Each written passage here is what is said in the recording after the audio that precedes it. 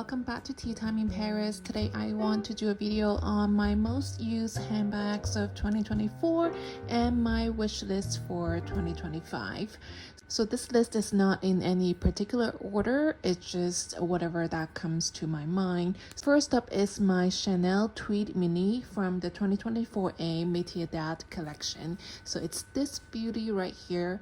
I had no idea that this was going to be my most used handbag when I purchased it. I thought it was just going to be one of those handbags that are really pretty to look at, and it's definitely a collector's item because the tweed is very special, and I covered this in my unboxing video. And even during the unboxing, I said that it was probably not going to be my most used handbag just because it's a tweed and it's in a very strong color. But it turns out that this color and this particular tweed pattern is very versatile. I've been using it constantly when I'm not working, both in the summer season and in the colder winter season. So in the summer, obviously this pink shade is very good for matching more colorful outfits or even neutral outfits. And it's just a very summery color, and the tweed is very fun and it just goes very well with summer outfits. And in the more sober autumn and winter season, it's also very good with neutral outfits. It just spices up the gray and black tones and any kind of neutral tone. It just goes very well with them. So I've been really satisfied with this particular purchase. And this tweed is also not super delicate. It's actually a pretty hard material. It doesn't get dirty very easily, and it also doesn't get scratched. So you don't really have to worry about it too much. The only thing is I do find the mini size a little too small nowadays. I do want to carry stuff like sunglasses and lotion and AirPods. Sometimes I do need to play Tetris a little bit just to make things fit. But in general, my day-to-day essentials do fit in this particular size of handbag. And next up is my Chanel XXL travel flap. So I don't have this bag with me in Paris right now. It's in New York because I've been using it exclusively as a work bag. I know it's not how most people think about the XXL travel flap. Most people think that it's so big that it must be used for travel only. But for me, the bag is perfect for work because there are two separate compartments, and I use the inner compartment for my laptop mostly, and there's still plenty of room for other items that I want to bring to work. I know the bag can be a little bit loud for some people to bring to work, but for me, it kind of works because number one, I work in New York City. A lot of people do carry brand name bags, and I do work in a highly male dominated environment, so most people don't even care what the Chanel XXL flap really means. And because there are so few women in my line of work, I'm actually the most senior woman in my group, so I don't have to worry about out carrying my boss or other women who are more senior to me, for example.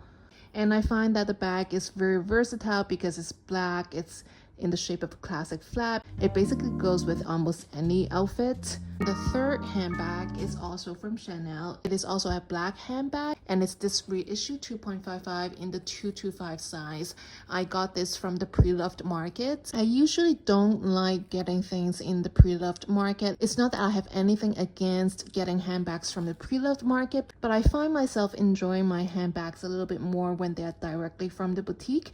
But because this particular model sells for so much less in the pre-loved market, it just makes no sense to get them directly from the boutique. I got this one for more than half of the retail price, and it's in almost perfect condition, except that this is from 2012, so it is a little bit older, and you can see that the leather is no longer shiny and the chains have a little bit of tarnishings. It is in the aged gold hardware, so it's not supposed to be super shiny anyways. So I find that the slightly tarnished gold chains actually give it more of a vintage vibe, which I think has a particular allure as well. I did think about replacing the chains because you can actually bring it to the Chanel boutique and request a replacement of the hardware, and I did go in and ask them last year whether I could do that, and they did tell me that I could do it for around 230 euros, I think, at that point, and they would replace both the chains and the grommets and also the hardware right here. So they would be brand new, and they would also be in the aged gold hardware. But I hesitated in whether I should actually do it because as I said, the leather is slightly older because it's from 2012, and if I just replace the chains and the chains look really, really new, I don't know if it'll go well together with the leather. What do you guys think? Let me know if you think I should replace the chains to make them really brand new looking, in which case they would be more yellow, but it would still be vintage gold tone, or I should just keep this whole integrity of the bag by having the slightly tarnished look of the gold chains, which might go better with the whole vintage vibe of the bag. But this bag has been one of my most used handbags ever since I became a mom. I don't even know exactly why, but I think it has to do with the fact that I'm just so much busier right now as a mom, so I don't want to have to worry about my handbag when I go out. So this one, because I got it from the pre-loved market, and also because it's in the aged calf skin, so it feels like it's pretty fuss free, and also there's no big branding. There's only a very subtle branding of Chanel right here that most people can't even see. And a lot of people, if you're not Chanel fans, you probably don't know right away that this is a Chanel bag. So I just feel like as a mom, I kind of prefer the lower profile handbag than the classic flap. I do own two classic flaps, which I love, but I just feel like they are a lot higher maintenance, and then they are also higher profile when I go out, so I just end up not using them as much as a mom right now. And there are two handbags in the premium brand space that I've been using a lot lately, and one of them is this RSVP Paris handbag, which I got recently from RSVP Paris. It's in the A-tube color, which is actually exactly the same as the A-tube color from Hermes. I'm going to insert a picture of a comparison between this A-tube and my A-tube color belt from Hermes. They're literally exactly the same, and this is in the smooth leather. It's subtly grained. It's not completely smooth, but I really like the texture of this leather, and I find that this particular style is very versatile to use. It's not super small, so it's definitely larger than a Mini Kelly, for example, and I want to say the capacity is even better than a Chanel Mini, so I do find that it's easier to fit more things in here than in a Chanel Mini. And also there is a card holder compartment in there. The strap is completely removable, sort of like a Kelly Elan, so you could just take this out and it'll be a clutch.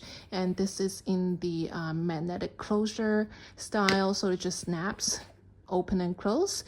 It's pretty secure, I feel like, and I don't feel like it's too easy to open, but it's also super convenient when I want to just open it on the go. It just flips like that. So I've been using it quite a lot, and I've been using it mainly as a cross shoulder bag. The strap is completely adjustable, so completely adaptable to your height, and you can adjust this shoulder to use as a shoulder bag as well. But for this particular style, I actually prefer using it as a crossbody bag, so it's actually really convenient to use. The other premium brand handbag that I've been using a lot is from Guibert Paris. It's a equestrian brand that's based in Paris. I did an unboxing video. It was in the red color. I don't have it here with me in Paris. Again, after I became a mom, I've been using that handbag a lot because it's so easy. It's so low profile. Nobody recognizes that brand, but it just has that really Parisian vibe, very nonchalant and very casual.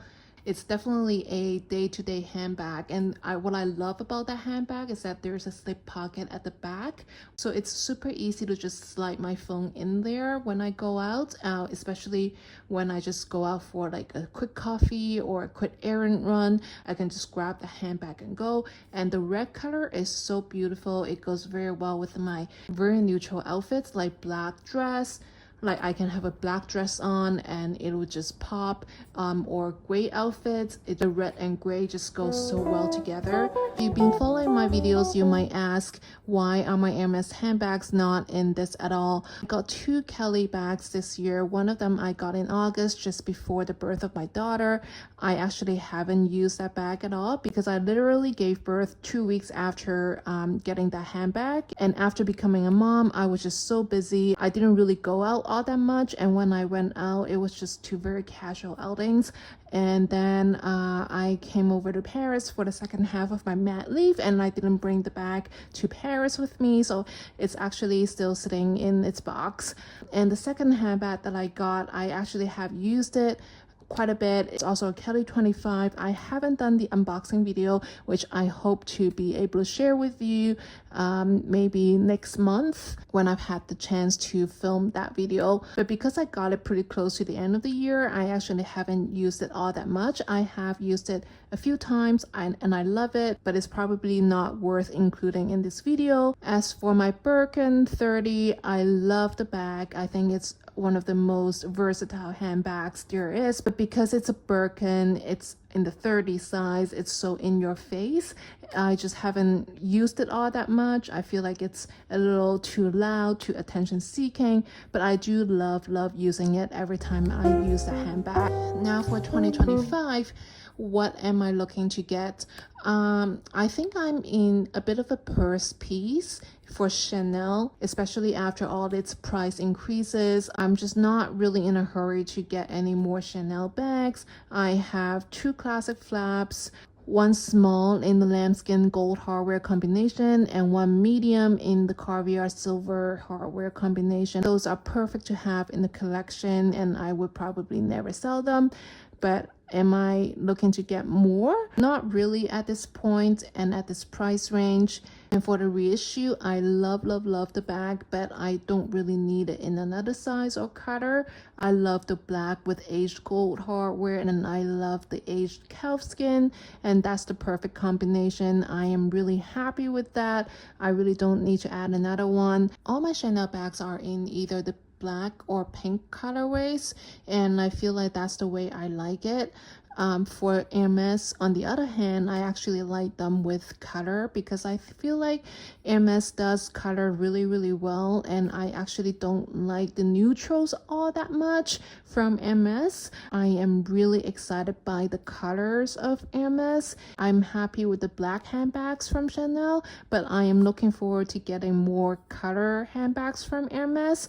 But when I say color, I'm including things like a tube. I think that's a beautiful color, and I would still love to add in a tube handbag from Hermes, hopefully in Kelly. Whether it's 25 or 28, I still don't know, but I definitely want that one in the retourné style. Because I already have 2 Kelly 25s, I feel like I could add a Kelly 28. If I do add a Kelly 28 in the retourné style, I feel like a tube would be the best color because it's such a practical size and practical color. Retourné is the best style to go with such a casual kind of spec. So I feel like that would be a perfect everyday handbag. Not that I think Hermes is in any way a everyday handbag.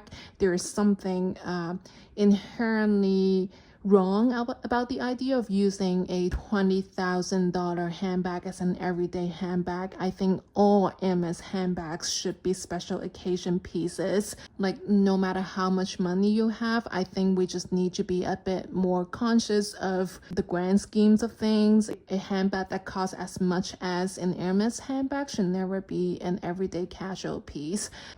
There are other handbags I want from Hermes. I really want a Kelly Dance.